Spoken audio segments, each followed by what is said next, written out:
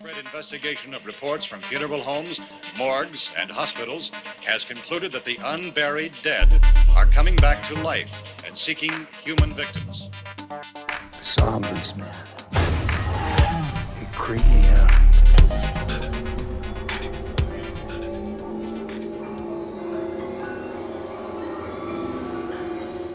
Got it. All right, are you ready to move on? Yep. All right, we're going to move on to Yellow Bird, Bliss and Vinegar. Well, this is good. I like this one. I've not tried this one.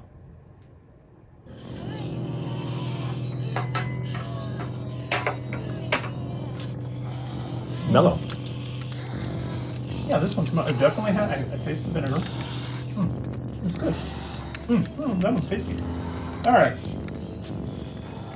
Being a filmmaker yourself and a general artist, I mean, you make films, movies, music.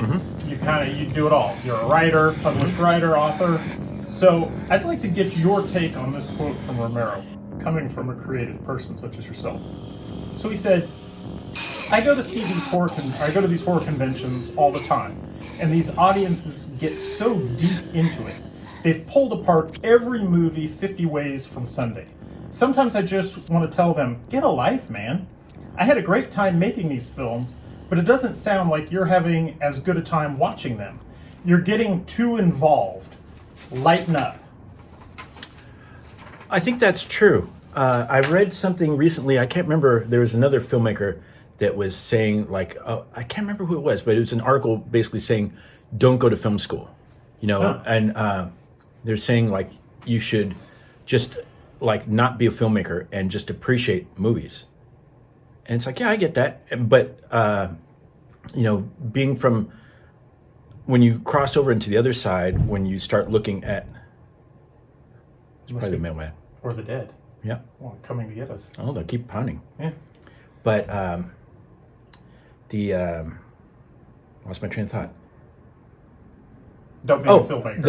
Don't go to film school. The thing of, like, don't ruin the magic. And I think that's kind of what he's talking about. Like, when you start dissecting it too much and looking at how shots were set up and things like that, you lose the magic a little bit. I mean, it's kind of like that with makeup effects in a way. Yeah. But at the same time, or like magic, it's like if you watch a magic show and then you go online and look up how it was done, it's still cool, but, you know, it's like the conversation I had with my mom long ago where she was complaining. She's like, there's no such thing as real magic. It's like, yes, there is. It's like, what do you mean? I was like, look around. It's like, everything's magic. If you believe, and if, you know, you let it. Interesting. Do you think, I was wondering if his quote might apply in any way to the social context of these movies? Because I know, you know, Night of the Living Dead, everyone wants to apply all it. Oh, he meant, you know, racial inequality with Night of the Living Dead. He cast, you know, a black lead actor, or Dawn of the Dead he's about, he's trying to talk about our commercialism as a society. Well, in some cases, do you think he meant all that, or? Well, in all of the cases except for Night, like Night, he wasn't trying to make a statement. That was just kind of happenstance because he wrote the script for the truck driver, and then Dwayne Jones was like the best actor in their circle. Oh, right. And they cast him. And so then they kind of rewrote some of the script for him, but it wasn't intentional. It just happened at the time. It was like revolutionary at the time. And then I like that Romero kind of continued that in Dawn, you know, with having Peter as the lead. Right, right. And then in Day, so that's the funny thing, because in Day, there's the helicopter pilot, Terry Alexander. And then in Land, it's Big Daddy as the black lead. Yeah, as the black lead. As a zombie. Well, yeah. And so then it's like, okay, it shifted. Yeah, but he's almost like the hero of he is that the movie. hero. Yeah, he is the hero of that movie. All right, are we ready to move on? I think. Let's go. This one, and I know I've tried this one. This one's where it's going to start to pick up. Habanero Hot Sauce, Pain is Good. We're at 5 in? We're at 5 in. Yep. Pain is good. Okay. Pain is good. And we'll see. I think this is where it's going to start. It's hot. We've been kind of coasting up to this point, and I'm scared of some of these other ones because some of these I haven't tried before. Too. But this one's got a little kick to it. It'll start building a little bit. So, you had a stroke a few years ago. Mm-hmm. How has that near-death experience and subsequent life afterwards affected your views on undead, zombies, or, the undead, if at all? Death and life and death in general. Yeah, as you know, like I was in recovery for 5 weeks. I had to relearn how to walk. And so I was bedridden for weeks.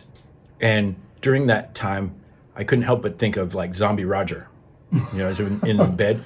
And then as I started to learn to walk, like my left leg still kind of drags a little bit. I walk with a cane now. And so then I was thinking I was like Flyboy Zombie.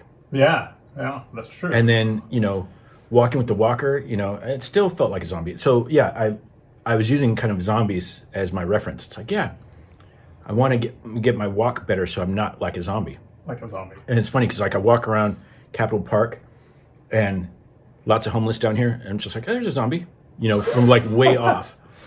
You can see them. Yeah. Well, you just see the stagger. And I'm telling you, yeah, this one is yeah, this is hot. Yeah, I'm feeling it in my mouth. Yeah, it's not going away. No, it's still there. Next question. Shall we move on to the next one? No, I got one more, and then we'll go on to the next one. You worked for a time in a mortuary. I did. How did that experience color your views on zombies and the undead, if at all? Oh, it definitely did. Yeah. But leading up to that, my friend Chrissy that got me the job at the funeral home, who still works as a crematory tech, she took me to a what are you going to call it? It was like a morgue. Okay. Yeah. Like off after hours. And it was funny because she knew I liked horror and all this stuff, and I was always talking about this stuff. And then she's like, "You want to see a dead body?" It was like a movie. I was like, "Yeah." And so she took me in after hours, and like as we were driving up there, I'm playing like the Phantasm soundtrack as we were driving up there. And it was just funny because this is what she does all day. She's like, "Are you scared?" It's like, "A little bit." I was like, "I don't really know what to expect." And she took me in, pulled out a first dead body who was like a car accident victim, young guy. And I remember she pulled open the sheet thing or the bag, and he's all busted up. And the main thing, like we're sitting there looking, she had like a flashlight, and it's like he's got goosebumps. It's like, what? Because it was cold in there. And she's like, "Yeah, that happens." Whoa. I was like, "That's weird." Yeah. And then she's like, "You want to see a decomp?" I was like, "Oh, okay." And so there was a separate drawer like down at the bottom, and she pulled it out, and I don't have it around here, but he looked a bit like this, his face. Oh. And so it was like some homeless guy or something that had been dead in a field for weeks, and like the maggots had been at his face, and so it looked like he had a smile.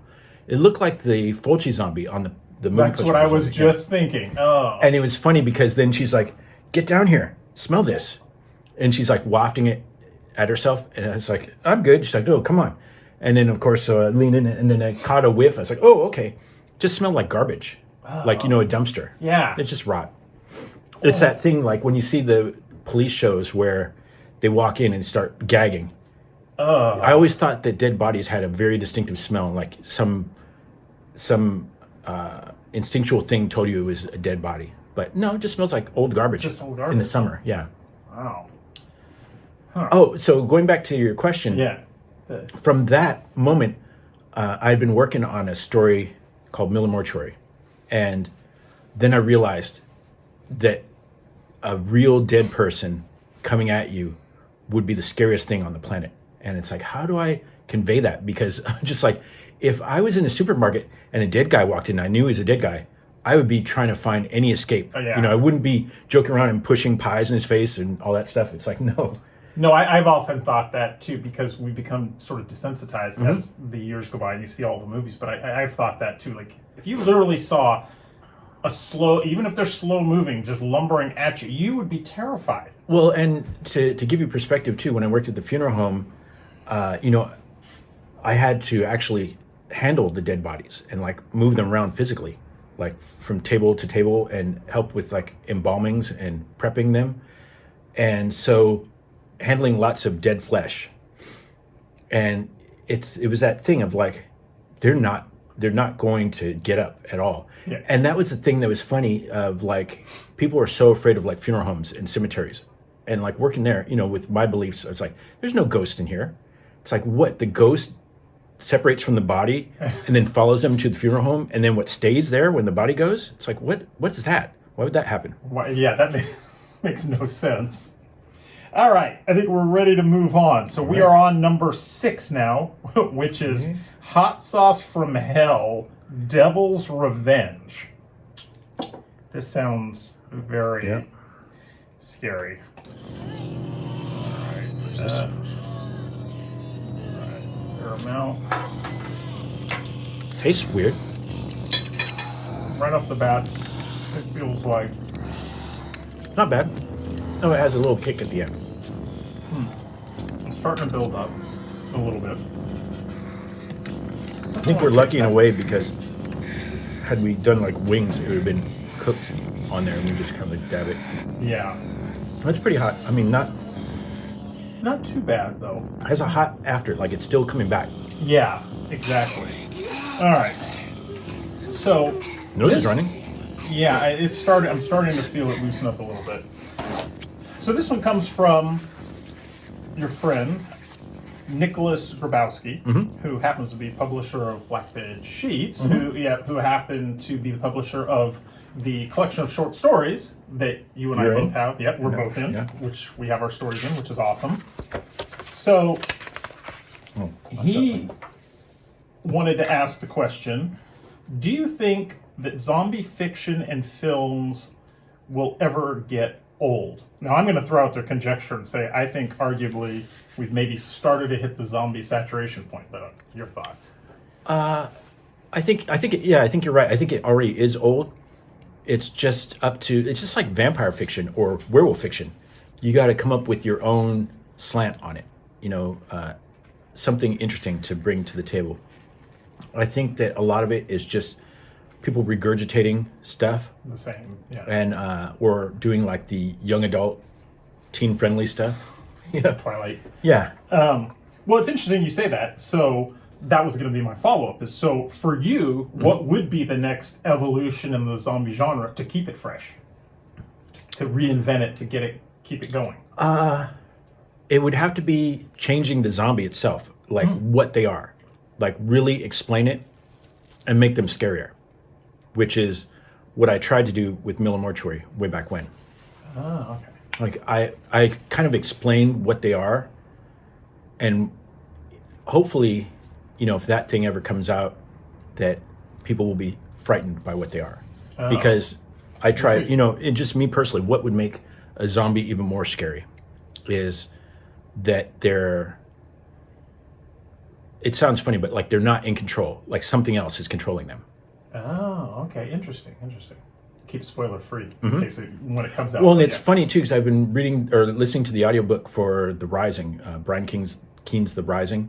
It's really good. I've had the book for years, and I've read a bunch of his books. This is like his most famous book, which is funny because I haven't read it before, and I'm just listening to it.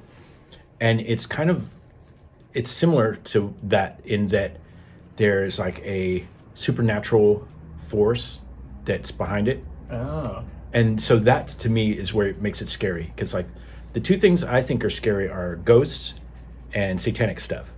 Yeah. And you know, and then kind of incorporating both of those things into a zombie story, that's scary. Yeah, I think so.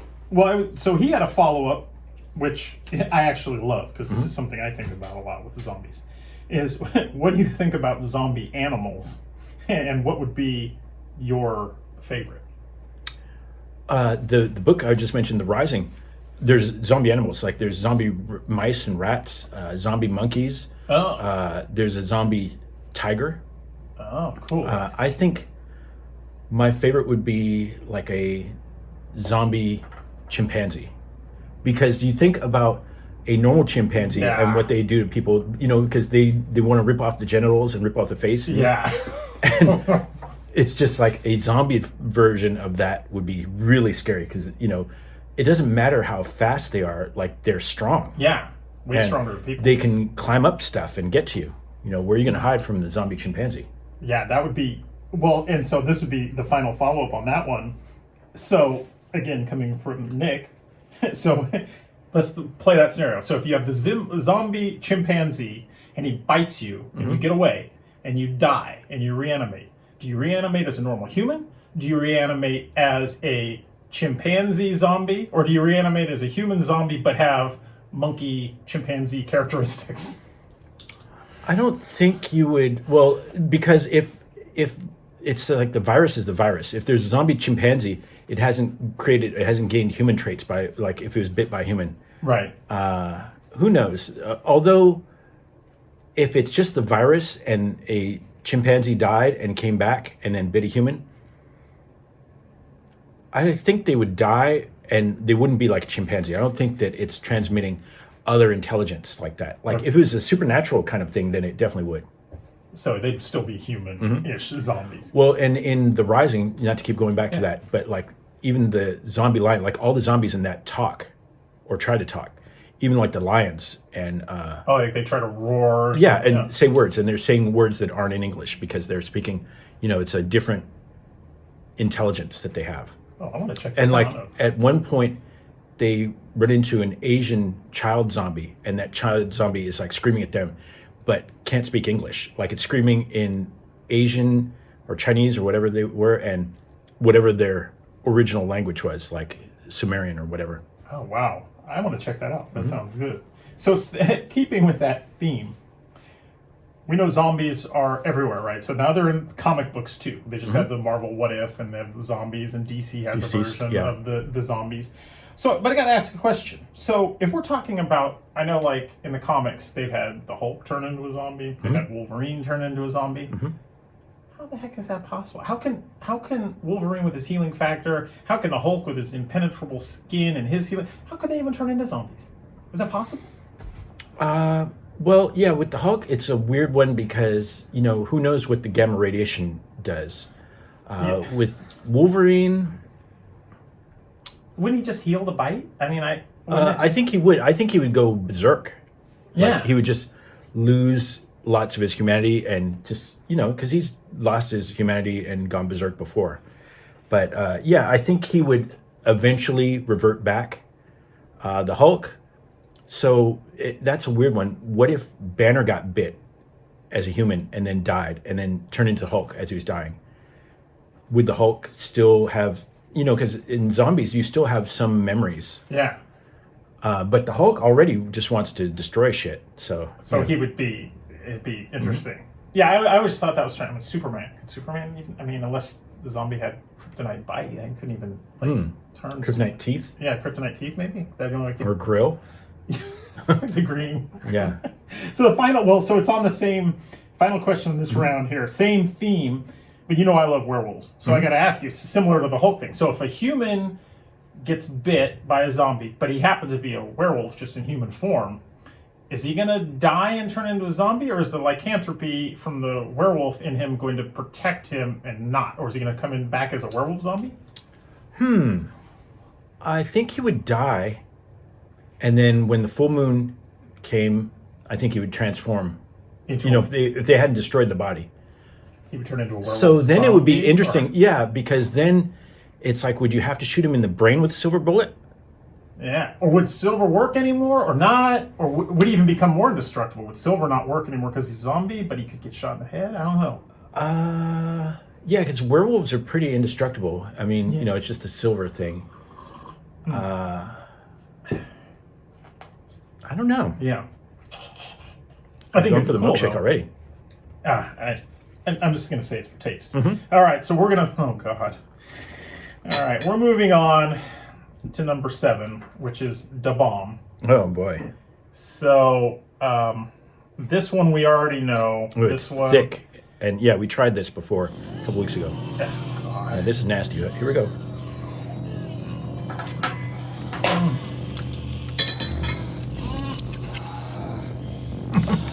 God. It's like people have said, it's not even good. Like most of the rest of these had a good flavor, and this is just pure torture. Yeah. Well, it's like they say, it's just trying to burn you. Yeah, it's just there to mess you up. And I'm glad we're past it. yeah, that one. Ooh. I'm gonna take another drink of it.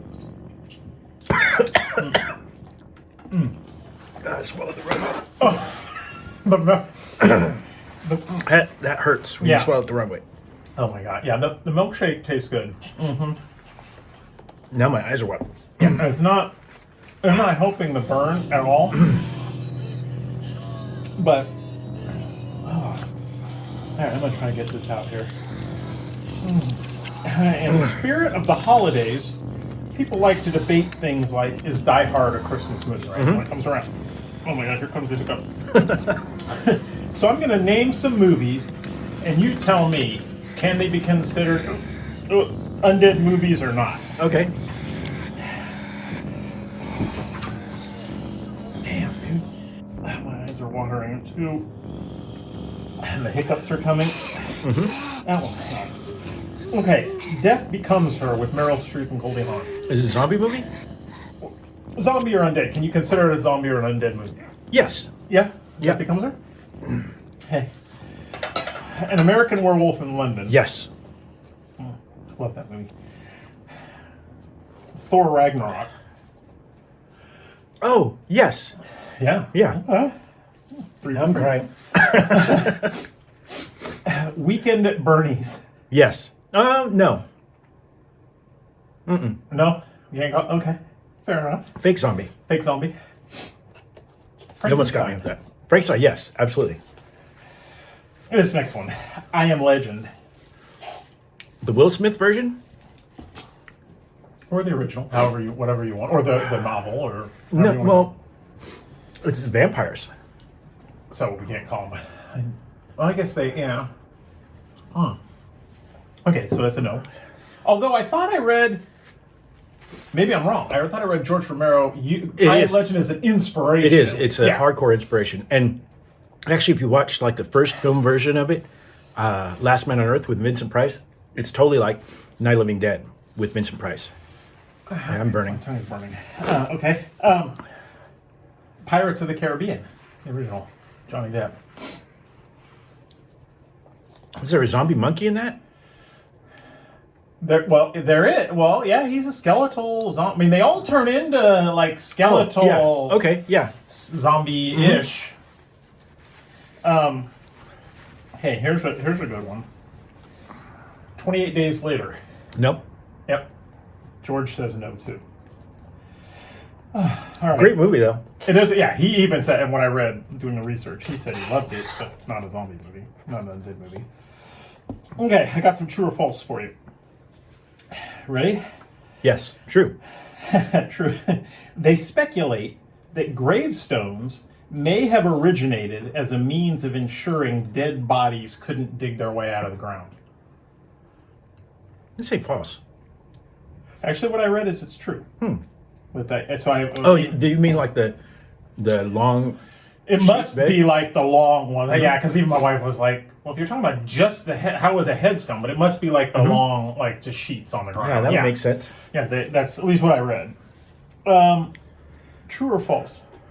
The word zombie first entered the English language in 1819 when the poet Robert Southey wrote History of Brazil. That seems so specific. I'll say true. It is true. That is. I didn't know it, but just guessed. Yeah, that is true. English language. Supposedly that's the first recording of the word zombie.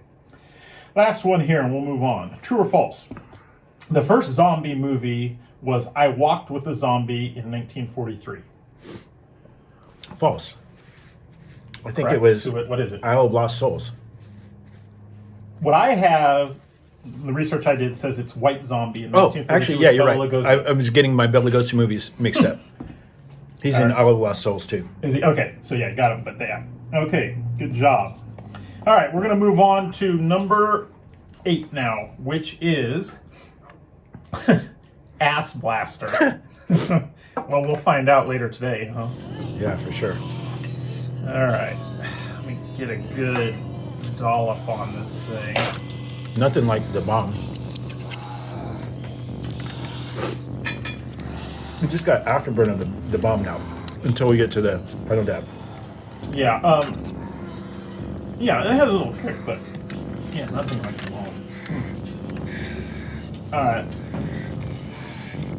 Okay, this next question comes from your friend Joe Mo, who helped edit our entries in the Nevada Necromance book. What are your thoughts on early zombie films like White Zombie with Bela Lugosi that we just talked about, and the German silent film from 1920, The Cabinet of Dr. Caligari, that features murders committed by a somnambulist, which I didn't even know what that was. I had to look that up. Well, and Cabinet of Dr. Caligari isn't, I don't consider it a zombie movie because he's like hypnotized. I guess in a way, if you look at like the origins of zombies in a way, like the Haitian zombies, that it's kind of like that. It's like Serpent and the Rainbow has some of that stuff. Right. Like the zombie is someone under someone else's control, which is Cabinet of Dr. Caligari. I like that.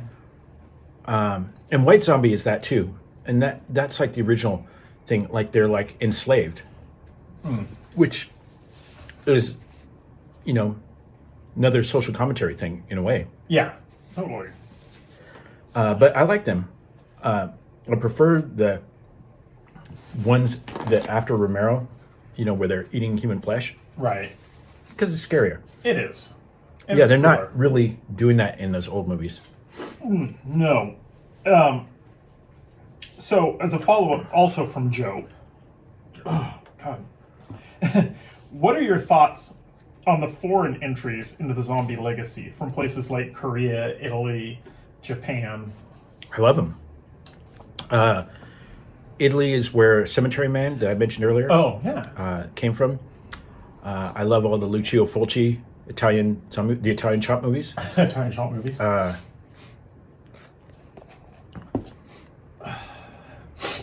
Korea has some good ones. Like Train to Busan was Korean, Yeah, I love that one. and even though it's fast zombies, I mean it's still a great movie. Yeah.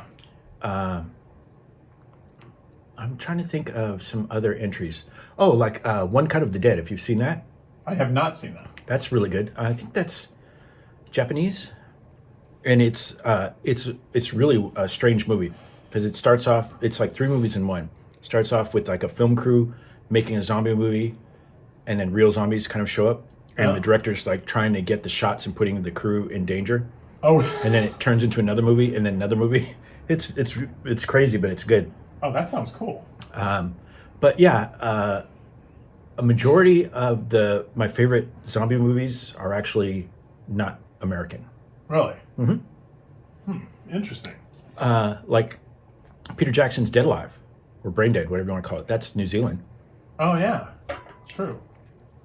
Kind of before he got into the Lord of the Rings and all that good stuff. So I wanted to follow up with that on the sense that I know you're a huge collector of movie posters and films and DVDs, laser discs, all that stuff. So for you, what country has the best zombie movie posters, DVD covers, whatever you want for collecting? Japan. Really? They're my favorite. Yeah, I collect Japanese posters for even non-zombie movies, just horror movies that I like. They have great graphic design. Really? Yeah. And like I collect the so like Japan has like their merchandising down for movies. They had it earlier, and I think it's coming back. Like they used to do movie programs, and I collect the movie programs. Like I've got a stack of them in the other room. Just booklets that you would be able to buy at the movie theater. And also, I mean, I collect some of the movie tickets. Like Japan actually prints these really cool looking full color movie tickets with like the poster art on them.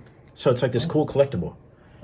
You know, it's like, think of like if when we were little and going to the theater and Star Wars had like a full color movie ticket. Oh, yeah. You'd want to keep that. Oh, totally. And if there was a booklet there that you could buy when you watch the movie. I think there was some merch when Star Wars came out.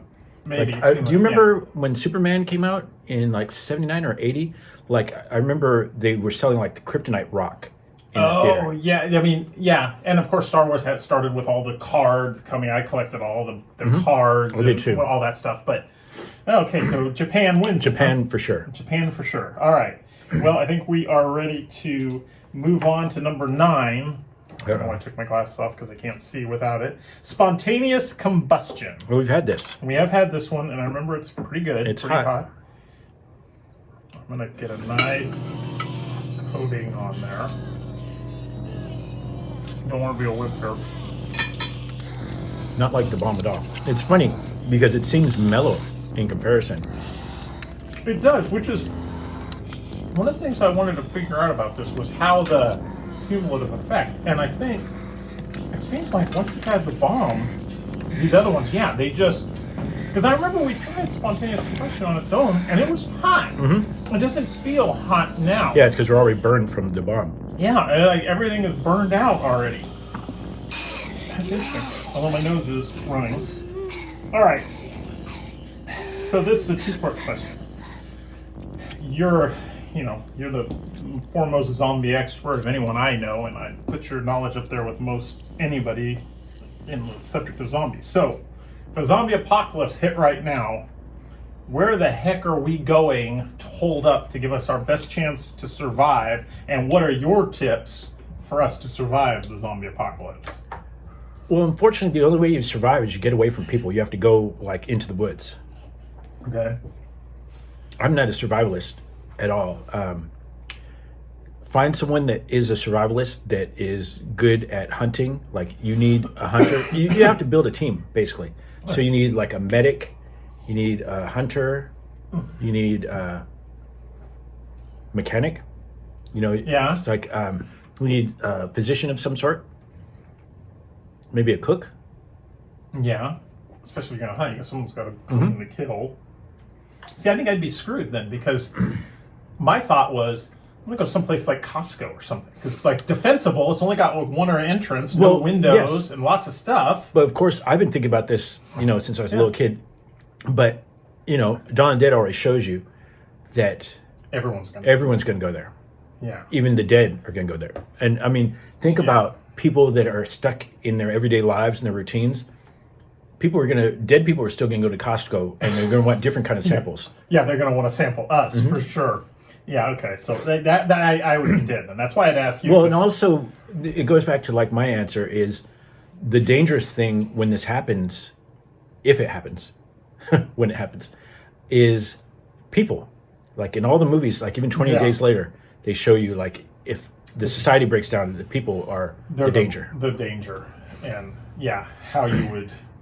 who you would trust, and that would be tough. Well, and also what's scary is if that happened now, knowing how the media and all the politics are, people would be denying it, saying it's a hoax. I could fake news. Yeah, fake news, and it's the right or the left trying to control us.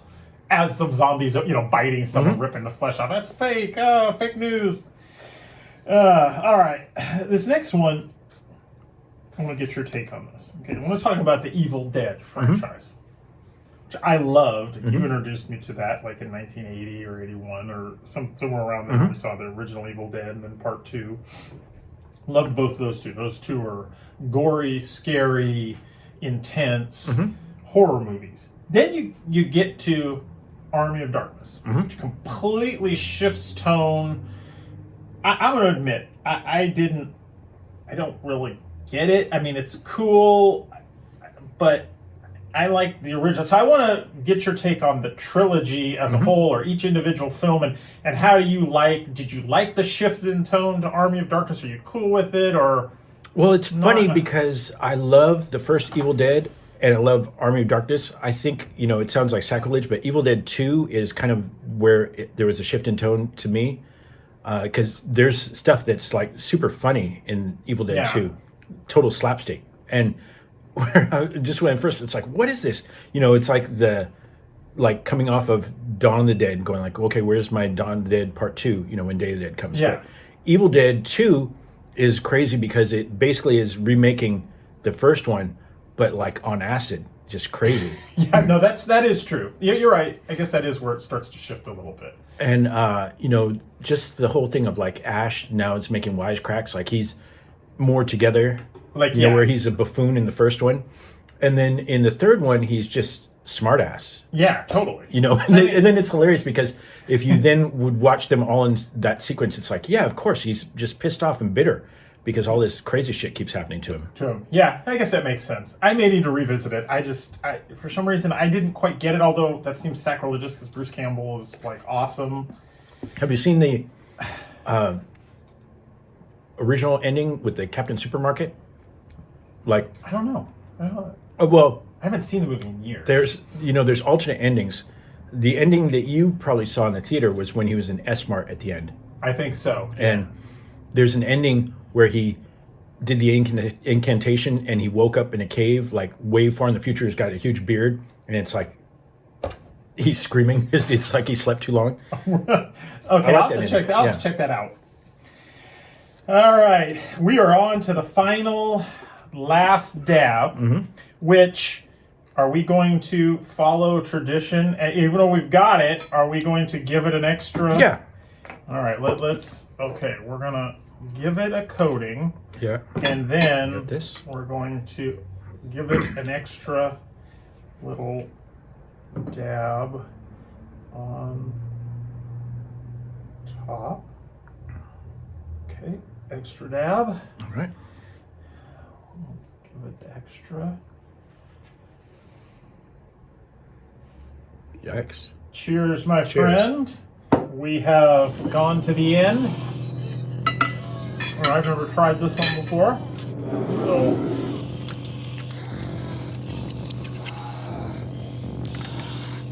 it's hot, but it's not like the bomb hot. yeah, it's coming up, but no, I mean, Well, you saw in the video when I got this, like I just took a spoonful and ate it, yeah, and it was just like, and then it started coming back. This one comes as a little after effect. little after effect. Okay, so last couple questions.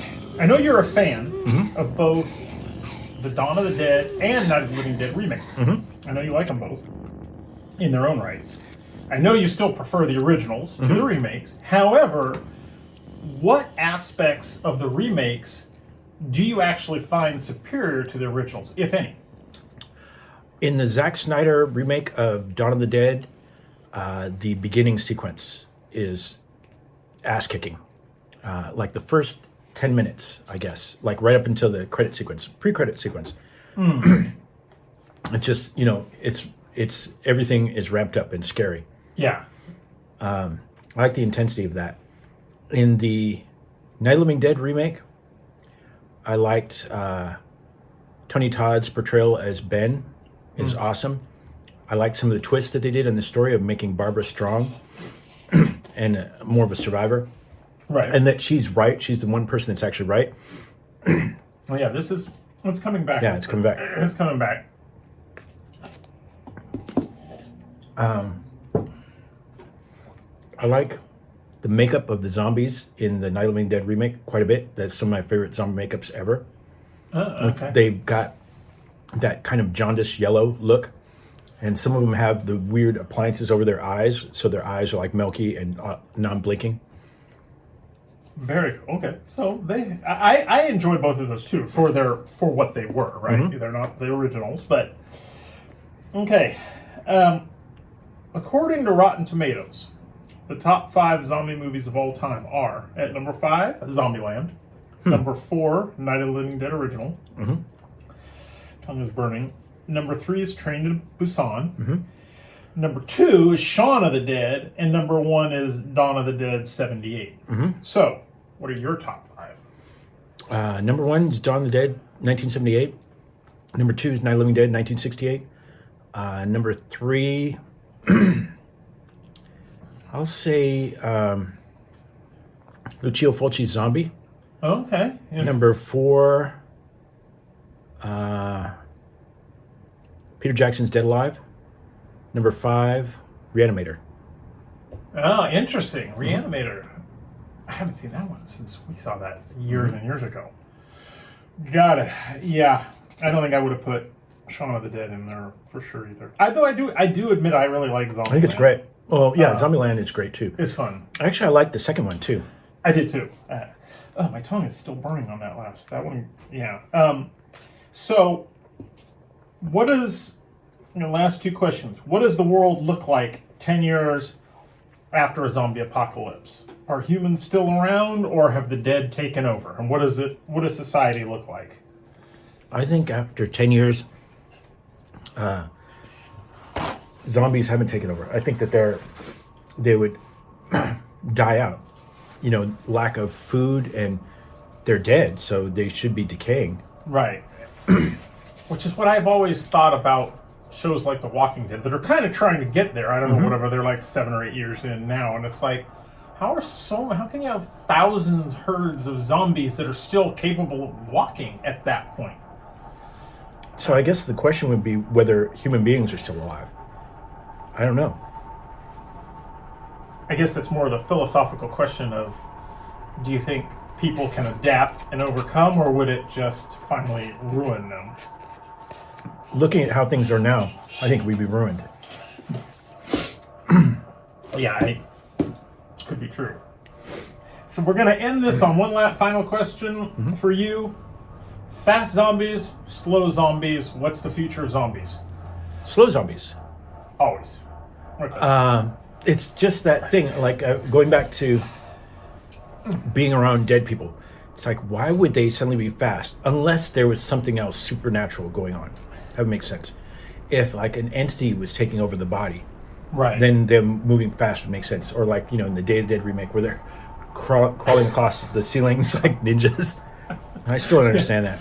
I don't either. But, well, Jason, it's been fun. That was all the questions I have for you. I think we conquered I guess we would call them, they're not wings of death now. Dead balls? Dead balls, maybe. Balls of death. So, good job. Appreciate the time. That's all I got. Thank you. Thank you. Nice work.